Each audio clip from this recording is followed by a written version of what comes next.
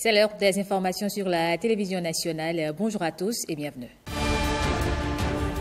Dans les titres de l'actualité, que fait concrètement le gouvernement pour lutter contre les violences basées sur le genre?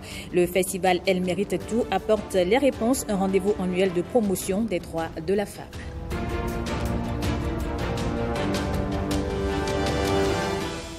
Douzième congrès ordinaire du syndicat des travailleurs de l'audiovisuel public du Bénin. Les travaux sont placés sous le sceau de réformes constructives et d'une saine collaboration avec les structures dirigeantes.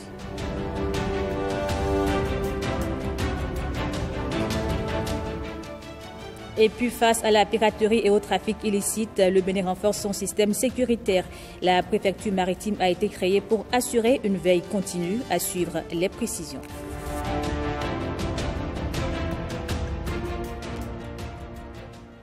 Bonjour à tous et bienvenue dans ce 13h. On ouvre par le festival Elle Mérite Tout. C'est un rendez-vous annuel pour débattre des questions relatives à la femme. Cette année, les discussions ont porté sur les actions de gouvernement pour lutter contre les violences basées sur le genre. Présente à l'événement, la ministre des Affaires sociales a apporté des réponses. William Aguiar et Benjamin Denayon.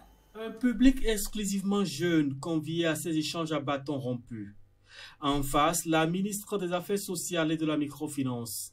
Au cœur des échanges, les multiples actions du gouvernement en faveur des droits et de l'autonomisation des femmes. Dans la lutte contre les VPG, beaucoup d'actions ont été menées. D'abord, l'arsenal juridique, la loi qui porte protection des femmes contre les violences, où la question du harcèlement a été redéfinie. Et nous sommes l'un des rares pays où on peut dire que la relation entre l'enseignant et l'élève, entre le formateur et l'apprenti ou la fille en formation sont strictement interdites. Une fois que la question de la violence qui est adressée aux filles et aux femmes trouve des solutions, trouve des réponses, il faut que les filles aussi sachent comment est-ce qu'on construit leur avenir. L'État fait sa part à travers tous les programmes qui sont mis en œuvre, à travers le transfert monétaire aux filles issues des familles qui sont pauvres, déshéritées, c'est-à-dire des familles où on sait que quand c'est difficile, c'est elles qui abandonnent l'école en premier. Et donc, l'autonomisation des femmes, il y a le microcrédit qui est présent, mais nous avons d'autres programmes également qui sont en cours, par exemple le compendium des compétences féminines. La liste n'est pas exhaustive, mais il y a un impératif pour un changement de paradigme. L'engagement qui reste une décision personnelle pour faire bouger les lignes. Elle mérite tout, en est une illustration. Elle mérite tout, c'est un engagement qu'on a pris pour donner plus de la lumière à la femme, valoriser la femme. On a décidé de faire ça parce qu'on a vu que nos femmes ont de la valeur, ont des compétences qui ne sont pas révélées au monde. Donc à travers cet événement-là, on essaye de révéler tous ces talents-là, toutes ces femmes-là au public. Le festival Elle Mérite Tout est à sa 4e édition. Elle mérite tout. C'est 3 jours de manifestation pour promouvoir les droits de la femme et pour célébrer leur talent. Promotion des droits de la femme encore. Cette fois-ci, c'est à travers le concours Top Fashion, un concours qui vient de libérer sa 3e promotion d'artisanes formées à la lutte contre les violences basées sur le genre. Rodrigue Ola Babagbeto et Igor Ayoso ont assisté à la finale. Elles avaient au départ l'esthétique en commun, mais aujourd'hui, elles ont en plus l'estime de soi. Je sais que je suis belle, je n'attends personne pour me le dire, mais je suis fière d'être moi. Une meilleure appréhension des violences basées sur le genre et une idée claire de l'autonomisation de la femme.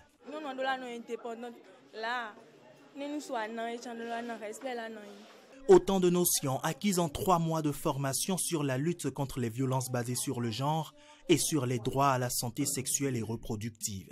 On les forme, on leur donne les connaissances sur comment calculer son cycle menstruel, comment choisir une méthode contraceptive, comment dire non à un homme si je ne veux pas sans être impoli et comment avoir l'estime de soi-même. À cette soirée où elles défilent avec leurs pairs formés, elles doivent prouver que les leçons reçues sont sues. L'événement est appelé Top Fashion et regroupe 3 corps de métier, le stylisme, la coiffure et l'esthétique. Top Fashion, ambassadrice DBG, DSSR, est bien plus qu'un concours. C'est un plaidoyer.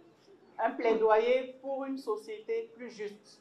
Un plaidoyer pour une société plus égalitaire et plus respectueuse des droits des femmes et des filles. Nous prouvons que la mode et la créativité peuvent être des vecteurs puissants de changement. Les différentes enquêtes montrent que les personnes non scolarisées manquent d'informations sur leurs droits et par conséquent sont plus souvent victimes de violences.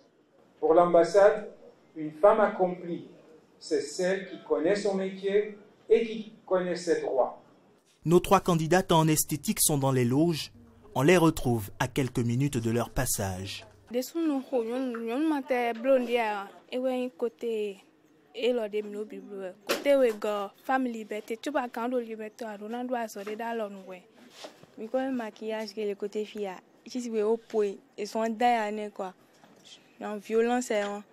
couleur rouge représente les larmes de sang de la femme versées lors de la bagarre.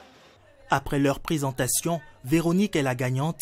Elle reçoit une attestation et un kit de maquillage. Elle est ainsi une ambassadrice des droits en santé sexuelle et reproductive et la lutte contre les violences basées sur le genre avec un mandat d'1 an.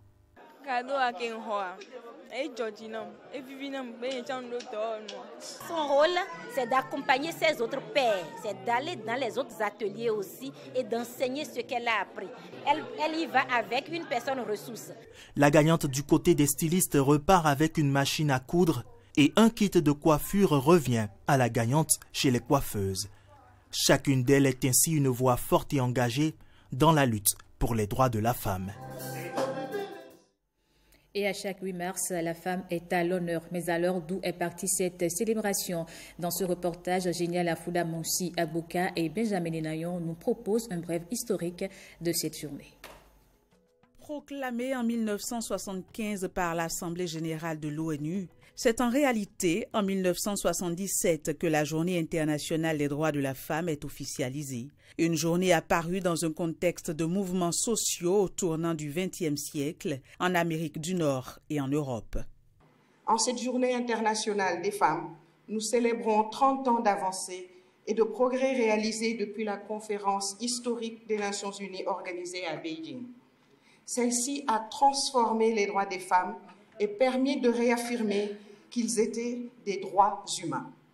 Depuis, les femmes et les filles ont renversé les barrières, brisé les stéréotypes et revendiqué la place qui leur revient. Pour toutes les femmes et les filles, droit, égalité et autonomisation. Thème choisi pour célébrer la 30e Journée internationale des droits de la femme, appelle à des actions pour libérer les chances, le pouvoir et l'égalité des droits pour toutes les femmes et les filles. Le thème de cette année résume celui de plusieurs années précédentes. Et si ces thèmes reviennent chaque année avec persistance, c'est parce que nous avons certes avancé, mais il reste que nous avons encore des montagnes à gravir. Celle dont il s'agit, celle pour qui nous nous battons. C'est vrai que c'est encore vous et nous, c'est-à-dire les femmes de nos générations, mais c'est aussi et surtout les jeunes femmes, les jeunes filles, les adolescentes, en un mot, la gente féminine de la prochaine génération. Selon les Nations Unies, le thème de cette édition est un cri de ralliement qui incite à prendre des mesures dans 3 domaines clés: faire avancer les droits des femmes et des filles, promouvoir l'égalité des sexes et favoriser l'autonomisation. Les travailleurs engagés pour des réformes constructives, c'est le thème du 12e congrès ordinaire du Centrap Bénin, le syndicat des travailleurs de l'audiovisuel public du Bénin. Les participants recommandent un renforcement de la collaboration avec les structures dirigeantes. Les détails avec Alessandra Dioton. Nous traversons une période difficile de notre vie professionnelle, mais nous n'avons pas le droit de faiblir ni de faillir. Fort de cette raison, le syndicat des travailleurs de l'audiovisuel public du Bénin honore ses tests en organisant ce 12e congrès ordinaire. Le premier à l'ère de la Société de radio et télévision du Bénin SRTB.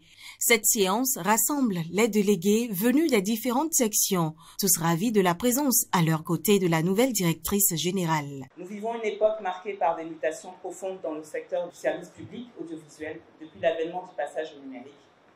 Les bouleversements induits sont ressentis avec une acuité particulière. La compétitivité, la préservation de l'emploi et l'adaptation des compétences sont des enjeux majeurs qui vont bien au-delà des divergences ponctuelles.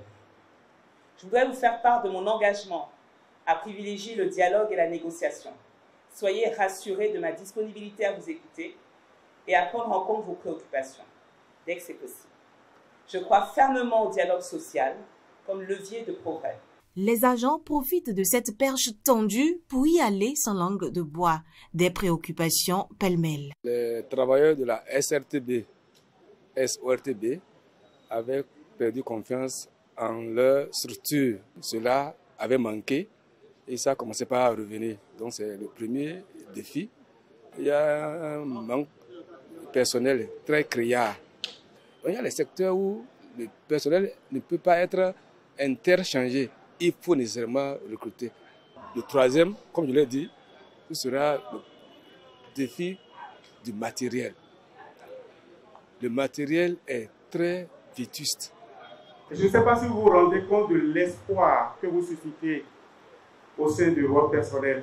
Je dirais même de l'espérance. Si vous en prenez conscience, je suis persuadé que vous allez faire du bon travail. Les agents de la SRTB, pleins d'optimisme, sont impatients de renouer avec la confiance du public. Mais cela dépendra de la nouvelle dynamique de gestion imprimée à la structure, gage d'un meilleur rendement et de performance.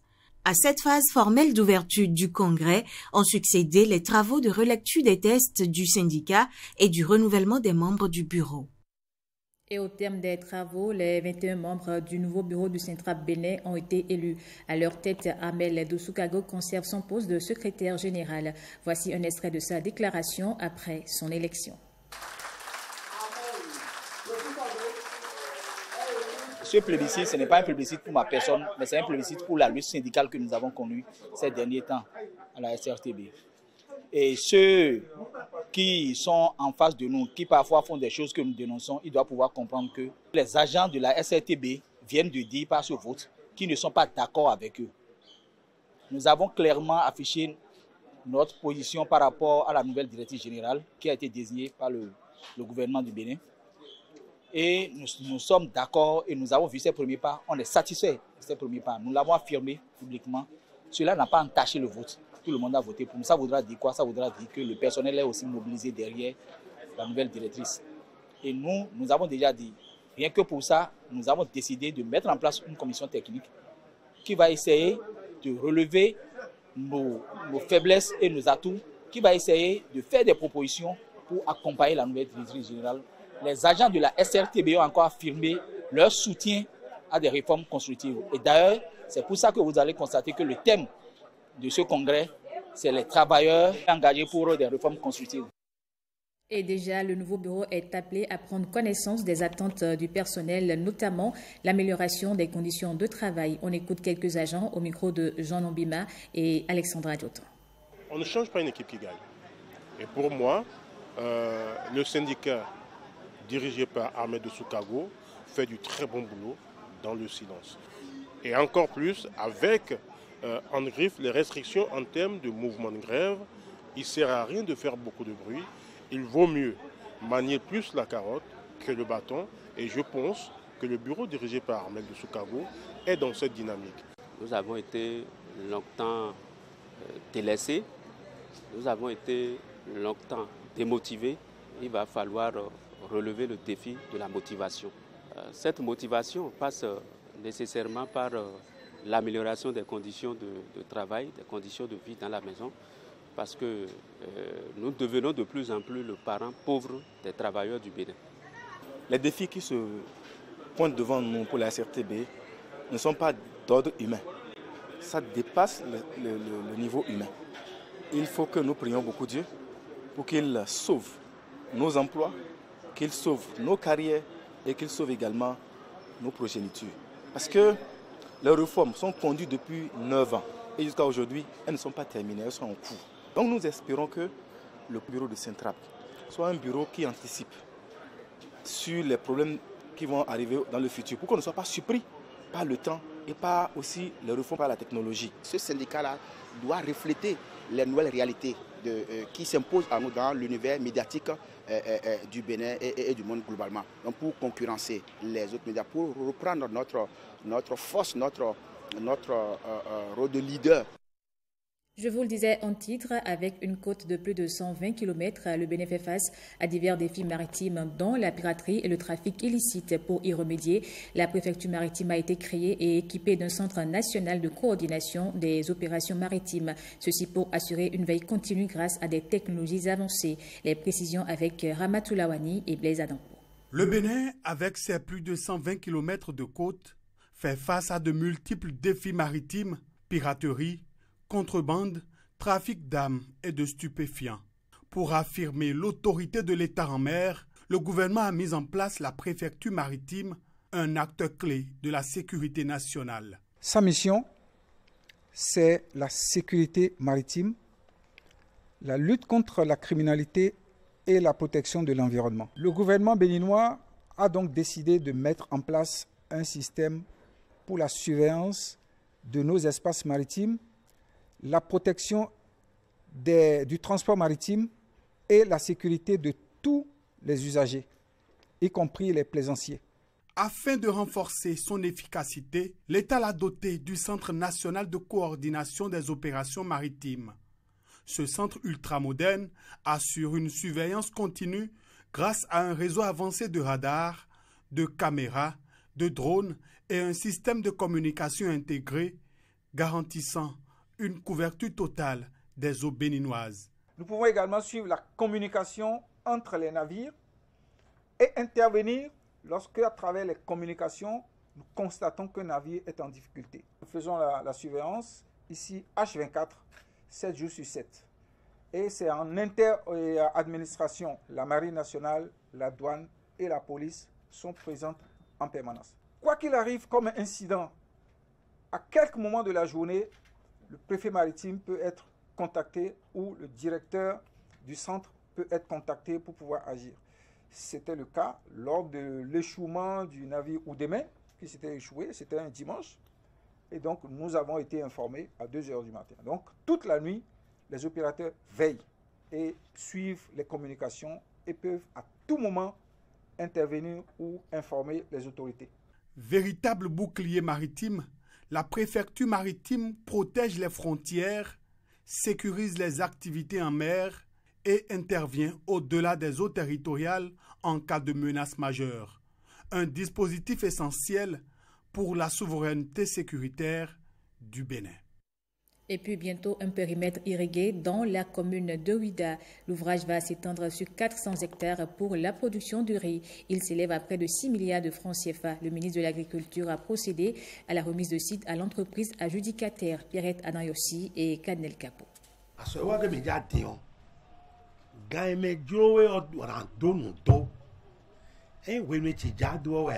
Une agriculture durable et résiliente au changement climatique. C'est ce que vise le gouvernement et ses partenaires à travers la construction du périmètre hydro-agricole d'Arogo Woku à Wenhi. C'est une première d'avoir des ouvrages de telle dimension dans notre espace. C'est que nous avons fort.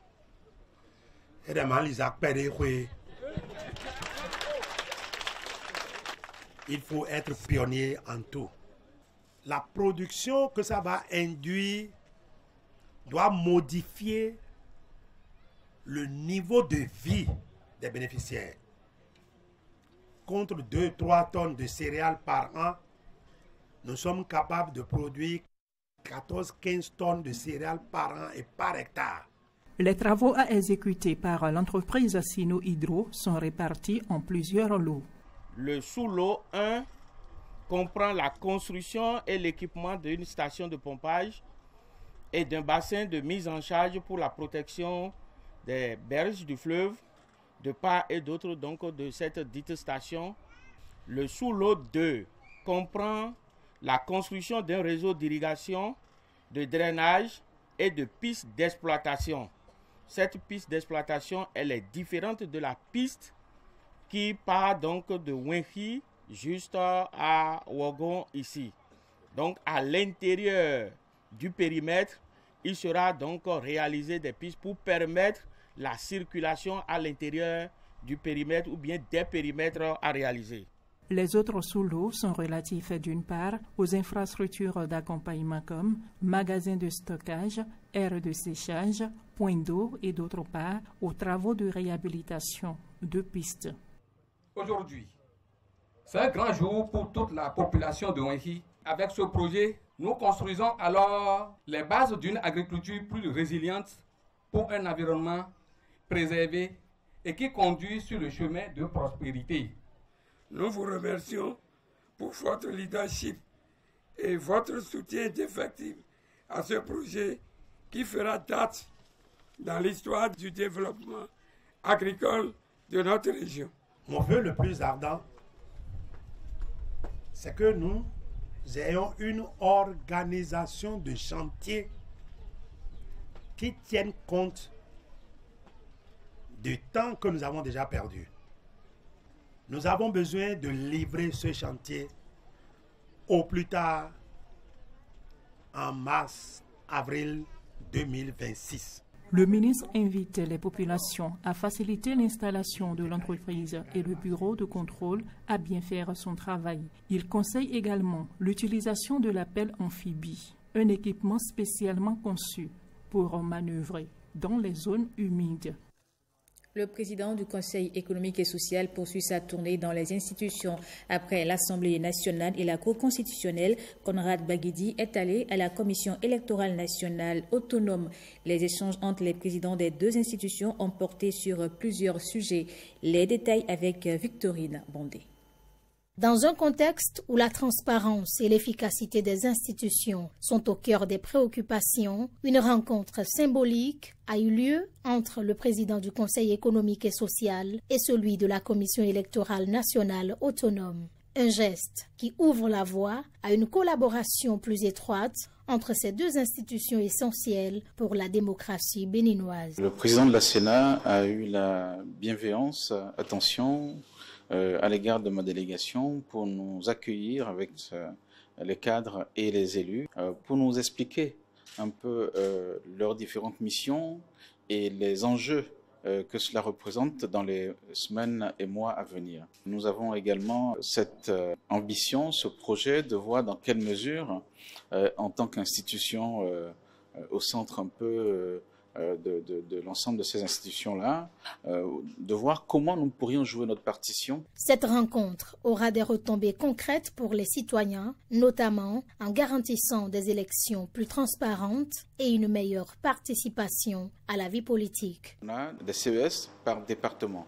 Donc, cette capacité-là à pouvoir travailler avec la population, avec une grande représentativité des artisans aux agriculteurs, des commerçants aux entrepreneurs, mais également les associations ou d'autres acteurs majeurs de ces territoires.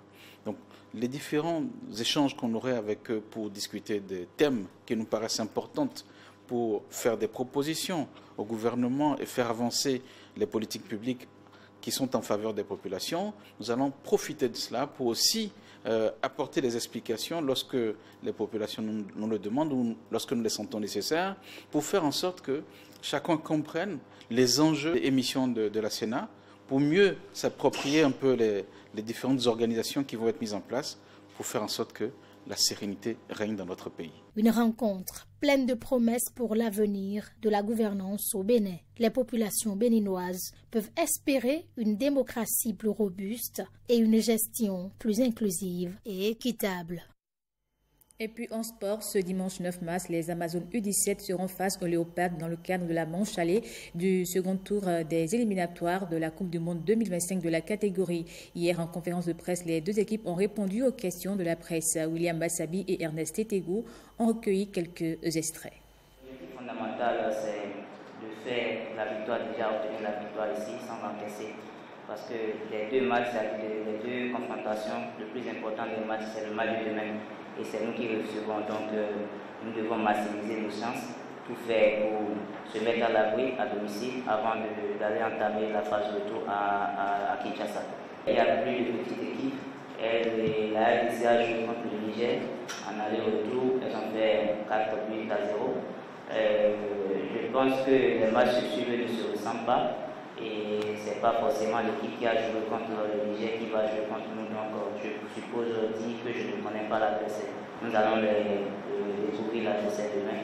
Et nous préférons nous concentrer sur nous, mettre tous les atouts à notre niveau pour pouvoir faire un bon match demain. Sincèrement, notre objectif, c'est venir jouer contre le Bénin pour le deuxième tour et viser la Coupe du Monde. Nous avons une équipe ou une autre sélection. Il y a des jeunes joueuses talentueuses qui essayent, au-delà des entraînements, qui sont en pleine formation.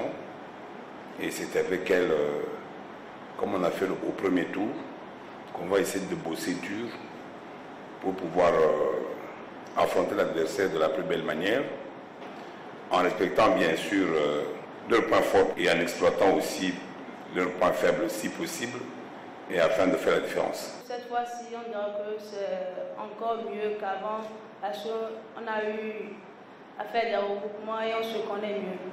On a progressé un peu, et pour le match de demain, je pense qu'on peut faire le job. Et c'est surtout sur le côté technique et sur le plan tactique aussi, on a évolué. En particulier, on connaît un peu l'équipe de Bénin par leurs vidéos de match. On n'a pas peur d'eux. Elles sont deux filles, nous sommes deux filles. Donc demain, on va faire le meilleur de nous dans le stade. Parce qu'on est venu chercher un autre point et on ne passe pas négativement. On est positif, donc on va faire le meilleur de nous. Et voici pour finir le tour de l'actualité internationale. Les jambes tendues, le dos courbé, la lutteuse nigériane tend lentement ses bras vers son adversaire béninoise, chacune cherchant à faire chuter l'autre au sol. Pour la première fois, des lutteuses participent au tournoi africain de lutte de la CEDEAO, dont la 13e édition s'ouvre au stade national Abiola à Abuja, la capitale du Nigeria. Rassemblant des lutteurs et lutteuses de 11 États membres de la CEDEAO, ce tournoi fait partie de la célébration du 50e anniversaire de l'organisation.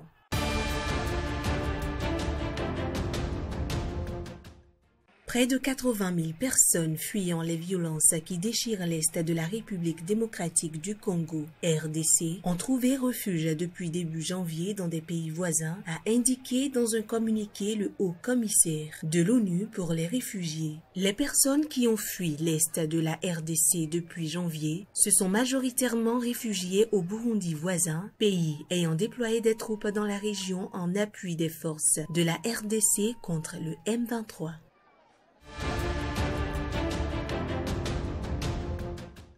Le pape François, âgé de 88 ans, a passé une nuit calme, effet de la physiothérapie à l'hôpital de Rome, où il a entamé vendredi une 4e semaine de traitement pour une double pneumonie, a indiqué le Vatican. Le pape a souffert de plusieurs crises d'insuffisance respiratoire depuis son admission, la dernière en date ayant eu lieu lundi, mais depuis plusieurs jours, le Vatican a qualifié son état de stable.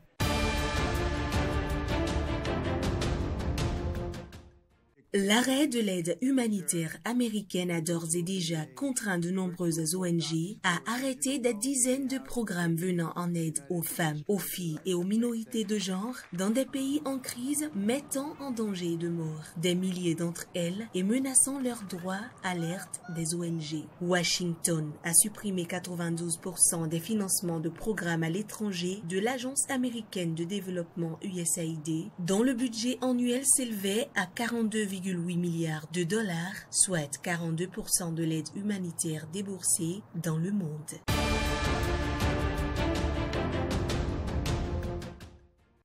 Le président ukrainien Volodymyr Zelensky a affirmé que les nouvelles frappes nocturnes meurtrières contre le territoire ukrainien montrent que les objectifs de la Russie restent inchangés et que de nouvelles sanctions doivent être imposées contre Moscou.